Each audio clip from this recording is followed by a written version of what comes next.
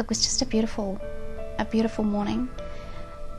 It was warm, it was just one of those lovely autumn mornings. I was with Stephanie, my wife, and another guy, Hamish, a good friend of mine. And so on that particular day we had met at Ferrymead. We had only been going from meeting Hamish maybe 15 minutes and just came up to a roundabout. He looked up, saw the car, got on the brakes and went over the front. It was like watching a movie, you know, where somebody's running and they drop a camera and it sort of rolls and then it just stops, focused in this direction. Theo's was a life full of sport and adventure. Holidays were spent with his wife Stephanie mountain climbing, windsurfing and cycling.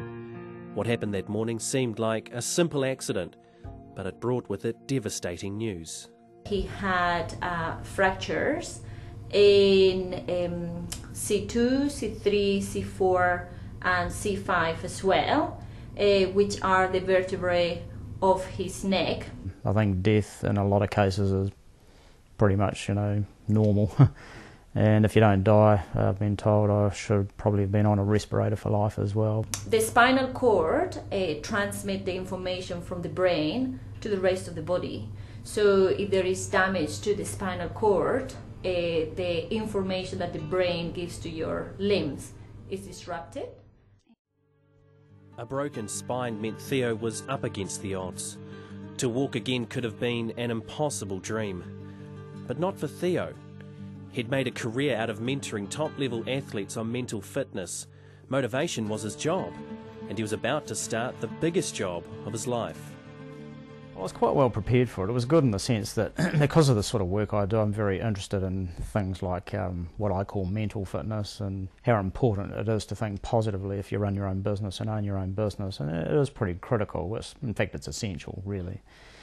So, I mean, I had a lot of those tools and techniques in my head. Not just lying in bed thinking positive thoughts and you throw down your crutches and off you go. It doesn't work like that. But if you have some of these mental tools, when you're more persistent, it makes you try harder. Learning to think positively, which is just so important when you're faced with a sort of a fairly major adversity like this is. Learning to think positively is much about controlling non-negative thinking as it is about thinking positively, really. So, yeah, I tried really hard and committed myself just to work really hard at it for as long as it takes. Just when the doctors thought he'd pushed himself to his limits, Theo did the unthinkable. Getting back on the bike, I remember the day, I didn't know if I could balance on it or not. The man who doctors thought was a tetraplegic was no more. Through sheer willpower and optimism, Theo did what many in his situation could only dream of.